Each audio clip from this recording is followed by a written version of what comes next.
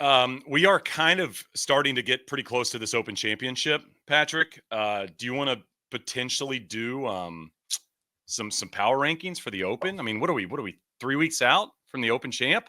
You got the Rocket, you got the Johnny Deere, the Scottish, and then the Open. And then we roll right into it. Yeah. This has been the most fun power rankings, I think. Open Championship. It feels like Masters, U.S. Open, pretty chalky.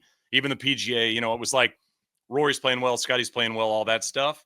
But these are different, man. Picking these open championships on these types of golf courses are a little bit different. So I'll let you kick us off in terms of your power rankings as we get closer and closer to the Open. Yeah, let's do it. So I have a guy who might not be feeling too hot this morning at number 5. It is one Tommy Fleetwood. Tom Fleet, Open champion, not yet in waiting. Runner up there in 2019, of course, like we mentioned. T4 in 22, top 10 in 23. Great links golf player. Doing everything well except getting into the winner's circle. So he's number 5 to kick it off. 5 for me as well. Tommy Fleetwood, Ooh, same spot on my list. And then as I roll into 4, Patrick, I've got somebody that I'm assuming is probably even higher on your list. You tend to lean higher on this guy. I feel like, not to say I don't think he's great. Didn't play awesome last week, which wasn't a big help for me here. But I just feel like the Open's great for him. I got Xander at number 4 on my list. Wow. I'm going to tell you right now. The reigning champion golfer of the year is not on your list. My top 5. No, man. But thank God Xander's cut streak continued last week. Congratulations to him for that T61 finish. My number 4 is a man who did not finish 18 holes this past week. It's Jordan Spieth. Always. Number 4. Got to consider him. Okay. First finish in an Open is a T44 in 2013. He now has 1, 2, 3, 4, 5, 7, 8 straight top 30s, including that win in 2017. He's coming into this championship with nothing, Shane, and has contended. And so give me Jordan. He's going to get healthy. He's going to welcome a new kid into the world. And who knows, maybe he'll raise a new Claire jug too. So not on your Ryder Cup team, but probably going to win the Open. I got it. I got you. Yeah, we're just making sure I'm adding all this up correctly. Then type of situation. I got you. I don't have Spieth on mine, but goodness gracious, I hope he contends. It'd be fun. My number 3 is Bobby Mack. I think he's going to be who I picked to win the Open Championship. So I figured I might as well get him somewhere in there to start the power rankings. Played extremely well here back in 2019. I just feel like he's a proper Open Championship golfer, and I think he's gonna continue the momentum he's got going right now. A proper bloke for sure, and also my number 3 on the power rankings. Wow. Yeah, look at us, 2 out of the first 3. I like it. Who's your number 2? I got Scotty at 2. Whoa! Do not have Scotty at 1. He cannot be my number 1 with the Open resume he's got going. But I will say this about Scotty Scheffler, Josh. Can you throw up his finishes since I believe the Players? I think basically Houston on. If you look at how Scotty has played in 2025, it's decent. The consistency is okay there. Worst finish is T8 at the Heritage. Listen, I'm not saying who it reminds me of, but if you go to 2000, you go to 2001, you go to 2007, you'll see similarities in these runs for 2, 3, 4 months. That's all I'm saying. Yeah, it seems like he's had his C game for the past couple months. Yeah, I mean, he's played okay. Here 3 wins, here all top 10 finishes. Yeah.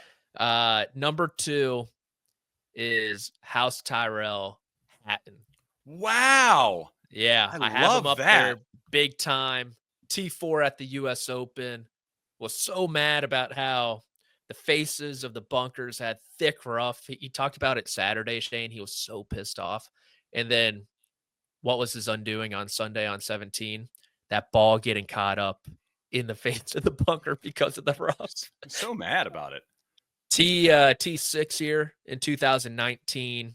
Great links record. You think about all his wins at St. Andrews throughout the year. So I have Hatton 2, and I'm going to push back. I have Scotty Scheffler at 1. The links resume finished T7 last year. Didn't shoot anything over par. 4 top 25 finishes in his Open career. So I'm going to go with Scotty at 1. My number 1 is Jon Rahm. Mm. I think it's going to be Bobby Mack, Jon Rahm, final pairing come Sunday at the Open Championship, and we'll see who dukes it out and wins that thing. I just feel like Jon Rahm is, again, it's so hard to say he's trending because I have no idea what he's doing on Live. And this is no knock to Live. I just don't watch a lot of Live. It's just I don't know when they're playing. I don't think they've had an event since the U.S. Open. They're playing this week, right? So they'll be in Texas. It's gonna be like 1,000,000 degrees in Texas, by the way. And I don't know if John's gonna love that. But and they're playing a brutally tough golf course. I think it's Merido this week, which is just like one of the hardest golf courses you'll ever play in your life. But I like Rahm trending, and if you're Jon Rahm, you kind of need to win a major.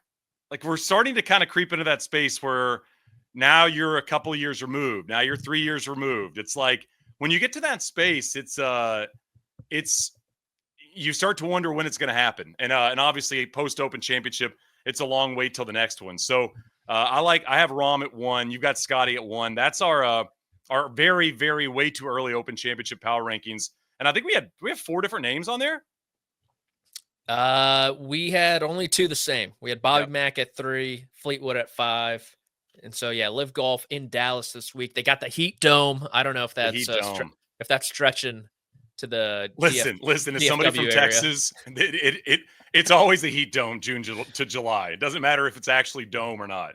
And then the week before the Open, they're at Valderrama as well. So a little home cooking for Rahm. He'll probably win that going into Portrush. So I like him. I can't believe he's off my list, but I have his Legion 13 confidant. Valderrama is one of those golf courses that's just kind of been in golf lexicon for 25 years, and I don't know a lot about the golf course, but it just, when you hear it, you know it. It's one of those places very tight. I remember that shaved bank at the par 5 that one year, and everybody was all upset about it. But looking forward to getting closer and closer to the Open Championship. Those are the rankings.